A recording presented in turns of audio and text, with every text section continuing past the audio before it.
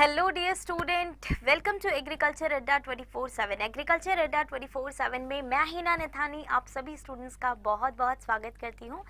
Guys, आज हम लोग पढ़ने वाले हैं एक बहुत ही प्यारा फैक्ट जो कि है क्लाइमेट के बारे में। ठीक है, क्योंकि क्लाइमेट से रिलेटेड बहुत सारे स्टूडेंट्स को डाउट होते हैं क्लाइमेट से रिलेटेड कि क्या एटमॉस्फेयर होता है, क्या हाइड्रोस्फीयर होता है, क्या लिथोस्फीयर होता है, क्लाइमेट क्या होता है, वेदर क्या होता है। अक्सर आप इन चीज़ों में करते हो कंफ्यूज, और ये कंफ्यूजन आज आपकी क्लियर होगी, राइट। तो गाइस, आज ये कंफ्यूजन मैं आपकी अच्छे से क्लियर करूंगी जिससे आपको कभी भी इन फ्यूचर ये डाउट नहीं रहेगा। लेकिन इससे पहले आप सभी स्टूडेंट को एग्रीकल्चर अड्डा 24/7 के चैनल को सब्सक्राइब करना और साथ ही साथ इसके एप्लीकेशन को भी डाउनलोड करना है, ताकि आपको इन फ्यूचर कुछ भी लाइक एग्रीकल्चर से रिलेटेड क्वेश्चंस करने हो, कुछ भी करना हो, तो इसमें आपको सब कुछ अवेलेबल हो जाएगा। ठीक है, तो चलिए गाइस जल्दी से स्टार्ट करते हैं आज हमारा क्लाइमेट से रिलेटेड टॉपिक कि क्लाइमेट और वेदर क्या होता है। अक्सर हम इस टॉपिक में बहुत ज़्यादा कंफ्यूज होते हैं, राइट। तो आप भी इस कंफ्यूजन में रहते हो, क्लाइमेट और वेदर क्या है। तो गाइस, क्लाइमेट की अगर हम सबसे पहले बात करते हैं तो बेसिकली देखो, क्लाइमेट जनरली क्या होता है और वेदर जनरली क्या होता है। तो वेदर होता है हमारा short term generally physical condition. ठीक है, एटमॉस्फेयर की शॉर्ट टर्म फिजिकल स्टेट को जनरली हम बोलते हैं वेदर।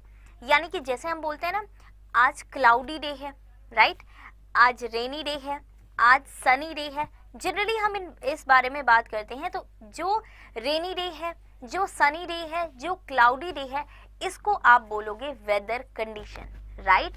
तो अब आपको समझ में आ गया होगा कि वेदर हमारा क्या होता है, शॉर्ट टर्म कंडीशन होती है। यानी कि आज का वेदर कैसा है, आज हमारा मौसम कैसा रहने वाला है, तो ये जनरली शॉर्ट टर्म में जब भी आप बात करते हो इसको आप बोलते हो वेदर। जैसे आज बारिश का मौसम है, आज धूप हो रही है, ठीक है, आज मौसम ना बारिश का और ना धूप का है, ना कि बहुत ज़्यादा ठंडा है और ना ही बहुत ज़्यादा गर्मी है। तो this is called actually the weather. तो जैसा आप देख सकते हो रेनी सीजन, जैसा आप देख सकते हो यहाँ पर सनी डे। तो बेसिकली प्रेजेंट की जो कंडीशन है, प्रेजेंट की जो फिजिकल स्टेट है, दैट इज कॉल्ड वेदर, उसको आप बोलोगे वेदर। लेकिन अगर हम लॉन्ग टर्म में बात करते हैं, तो अगर हम पूरे सीजन की बात करते हैं तो उसको आप बोलोगे क्लाइमेट। तो गाइस, जैसे आप बोलोगे यार इस बार विंटर सीजन कैसा था, इस बार पूरा कूल सीजन कैसा था। तो बेसिकली जब आप लॉन्ग टर्म में बात करते हो, जब आप लाइक क्लाइमेट रिलेटेड चीज़ें जब आप बोलते हो तो उसको आप बोलते हो क्लाइमेट। मतलब लॉन्ग टर्म रेजिम की अगर हम एटमॉस्फेरिक कंडीशंस की बात करें तो that is called climate. Long term में हम उसे क्लाइमेट बोलते हैं। जैसे कूल सीजन हो गया, जैसे आपका विंटर सीजन हो गया। तो बेसिकली इसकी जब भी हम बात करते हैं तो that is called actually climate. तो अब आपको ये चीज़ तो क्लियर हो ही गई होगी कि भाई वेदर क्या होता है और क्लाइमेट क्या होता है। तो अब आप इस चीज़ में कंफ्यूज नहीं करोगे। वेदर हमारा क्या हो गया, शॉर्ट टाइम पीरियड हो गया, और क्लाइमेट हमारा होता है लॉन्ग टाइम पीरियड। तो अगर मैं अब आपसे पूछूं कि समर सीजन, इस बार का समर सीजन कैसा रहने वाला है, तो आप बोलोगे मैम इस बार का समर सीजन मीन्स आप क्लाइमेटिक कंडीशन की बात कर रहे हो। अगर मैं आपसे बोलूँ यार आज का मौसम कैसा है, तो आप कहोगे मैम आप किसकी बात कर रहे हो, वेदर की बात कर रहे हो। तो अब आपको ये कंफ्यूजन नहीं होना चाहिए। वेदर हमारा शॉर्ट टर्म हो गया और क्लाइमेट हमारा लॉन्ग टर्म हो गया। ये तो बात कर ली हमने क्लाइमेटिक कंडीशन के बारे में, ठीक है। Dry season, wet season, winter season, इसकी बात हम लोगों ने कर ली। तो विंटर सीजन जैसे कि आप देख सकते हो, विंटर सीजन में ठंडा ज़्यादा होता है, ठीक है। तो winter season means climatic condition. इस बार विंटर सीजन में बहुत ठंडा हुआ मीन्स हमारी क्लाइमेटिक कंडीशन क्या थी, बिल्कुल ही कूल थी। इसके बारे में हम लोगों ने बात कर ली, ठीक है। अब हम लोग एक और टॉपिक के बारे में बात कर लेते हैं गाइस, अर्थ के बारे में। तो ये जो वेदर है, ये जो क्लाइमेट है, इसको हम देखते कहाँ पर हैं, इसको हम देखते हैं अपनी अर्थ में, राइट। और हमारी अर्थ में कुछ और भी चीज़ें हमें देखने को मिलती है। जैसे हम लोग लिथोस्फीयर देखते हैं, जैसे हम लोग एटमॉस्फेयर देखते हैं, और जैसे हम लोग हाइड्रोस्फीयर देखते हैं। ये तीनों चीज़ें हम देखते हैं। लेकिन इससे सबसे ज़्यादा इम्पॉर्टेंट है कि हम वेदर और क्लाइमेटिक कंडीशन की बात किस में करते हैं, तो बेसिकली एटमॉस्फेयर में हम इन सब चीज़ों की बात करते हैं, राइट। तो गाइस, जैसे लिथोस्फेयर की बात करें तो लिथोस्फेयर जो ज़मीन में हम लोग रहते हैं, दिस इज कॉल्ड लिथोस्फेयर। जो पानी हो गया, marine life, that is called hydrosphere. और जहाँ पर हम गैसेस की कंपोजिशन की बात करते हैं, मिक्सचर ऑफ गैसेस की बात करते हैं, जिसमें आपका नाइट्रोजन है, जिसमें आपका हाइड्रोजन है, जिसमें आपके ऑक्सीजन और बाकी गैसेस हैं, तो उसको हम बोलते हैं जनरली एटमॉस्फेयर, राइट। तो अब आपको ये तीनों चीजें भी क्लियर हो गई होंगी, लिथोस्फीयर, एटमॉस्फेयर एंड हाइड्रोस्फीयर। तो जब पानी की बात करेंगे तो हाइड्रोस्फीयर, जब जमीन की बात करेंगे तो लिथोस्फीयर, और जब हम एटमॉस्फेरिक यानी कि जब हम गैसेस कंपोजिशन की बात करेंगे तो आप समझ जाओगे कि हम किसकी बात कर रहे हैं। तो हम बात कर रहे हैं एटमॉस्फेयर की। ये बात तो आपको क्लियर हो गई। चलिए अब आगे बात करते हैं गाइस। तो जैसा कि आप यहाँ पर देख रहे हो, अर्थ में हमें हर एक टाइप का इन्वायरमेंट देखने को मिलता है।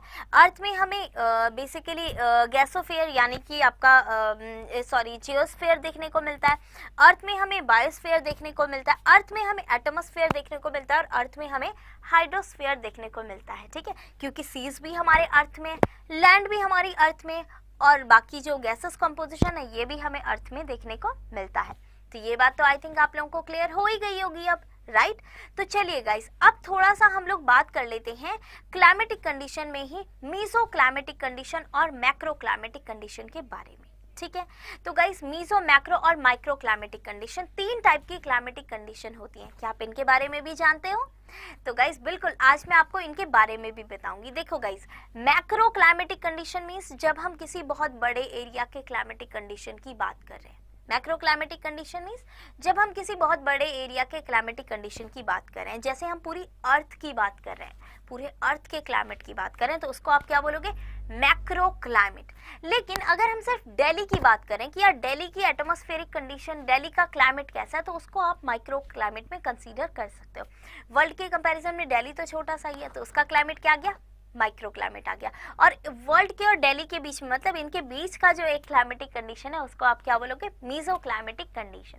तो तीनों चीजें आपको क्लियर हो गई, माइक्रो क्लाइमेट, मैक्रो क्लाइमेट और मीसो क्लाइमेट। तो माइक्रो क्लाइमेट किसी स्मॉल से एरिया का क्लाइमेट, मैक्रो क्लाइमेट होता है किसी बड़े से एरिया का क्लाइमेट, और मीसो क्लाइमेट उन दोनों के बीच का जोन, तो उसको हम क्या बोलते हैं? मीसो क्लाइमेटिक जोन बोलते हैं, राइट। तो चलिए गाइस, अब थोड़ा सा आगे भी बात कर लेते हैं। थोड़ा सा हम लोग अब बात कर लेते हैं एटमॉस्फेरिक कंडीशन में। तो गाइस, अभी तक हम लोगों ने ना बहुत सारी चीज़ों के बारे में पढ़ा, माइक्रो क्लाइमेट पढ़ा, मीसो क्लाइमेट पढ़ा, इसके अलावा हम लोगों ने और एटमॉस्फेयर, हाइड्रोस्फेयर, लिथोस्फेयर भी पढ़ा, वेदर और जनरली हम लोगों ने क्लाइमेट की बात भी करी। लेकिन ये सारी चीज़ें हम किस में पढ़ते हैं? क्या ऐसी भी कोई स्टडी होती है जिसमें हम ये सारी चीज़ें पढ़ते हैं? तो बिल्कुल ऐसी स्टडी होती है हमारी मेटीरोलॉजी। उस स्टडी को जनरली हम बोलते हैं meteorology. So basically meteorology is a branch of science which deals with the atmosphere, जहाँ पर हम एटमॉस्फेयर के बारे में पढ़ते हैं। एटमॉस्फेयर से रिलेटेड चीजें जहां पर हम लोग पढ़ते हैं उसे कहते हैं मेटीरियोलॉजी। अब देखो गाइस, एटमॉस्फेयर में हमारी बहुत सारी चीजें आती है। अब देखो, जैसे जैसे आप एटमॉस्फेयर से ऊपर की तरफ जाओगे ना, तो यहाँ पर हमें कुछ लेयर्स देखने को मिलती हैं। जैसे आपकी ट्रोपोस्फेयर हो गया, जैसे आपका स्ट्रेटोस्फेयर हो गया, जैसे आपका थर्मोस्फेयर हो गया, ठीक है, तो एक्सोस्फेयर हो गया, इस मीसोस्फेयर हो गया। तो इस तरीके की कुछ लेयर हमें देखने को मिलती है जैसे जैसे हम ऊपर की तरफ मूव करते हैं। लेकिन इन लेयर्स के बारे में हम लोग पढ़ेंगे अगले सेशन में, तो इसके लिए आपको मेरे साथ अगले सेशन में जुड़ना है। लेकिन उससे पहले एक क्वेश्चन मैं आप लोगों को देना चाहती हूँ। गाइस, ओजोन लेयर के बारे में आप लोगों ने सबने सुना ही होगा, तो आप लोग मुझे कमेंट सेक्शन में ये जरूर बताइएगा कि ओजोन लेयर कौन से स्फीयर में मिलती है, यानी कि एटमॉस्फेयर की कौन सी लेयर में हम ओजोन लेयर को जनरली देखते हैं। क्योंकि ओजोन लेयर डिप्लीशन यार अभी का बड़ा हॉट टॉपिक है, राइट, उसके बारे में हम लोग सुनते ही हैं। तो आपको ये बताना है कि कौन सी लेयर में हमें ओजोन लेयर देखने को मिलती है, राइट। बाकी मीसो क्लाइमेट, माइक्रो क्लाइमेट और मैक्रो क्लाइमेट भी आप यहाँ पर देख सकते हो। तो जैसे अगर हम पूरे वर्ल्ड की बात करें तो ये आपका मैक्रो क्लाइमेट हो गया, और किसी छोटे से एरिया की बात करें तो ये आपका माइक्रो क्लाइमेट हो गया, और इन दोनों के बीच का जो क्लाइमेट हो गया उसको हम क्या बोलते हैं? बेसिकली उसको हम बोलेंगे मीसो क्लाइमेट। तो गाइस, आई जस्ट होप कि आपको आज का कंसेप्ट बहुत अच्छा लगा होगा। आज हम लोगों ने बहुत ही प्यारे, बहुत ही ब्यूटीफुल से कंसेप्ट के बारे में पढ़ा, weather, climate, meso climate, macro climate and macro climate के बारे में भी पढ़ा। आज हम लोगों ने एटमॉस्फेयर से रिलेटेड चीज़ें भी पढ़ी। अब अगले सेशन में हम और भी बहुत अच्छा सा टॉपिक पढ़ने वाले हैं, उसमें हम लोग पढ़ेंगे एटमॉस्फेरिक लेयर्स के बारे में।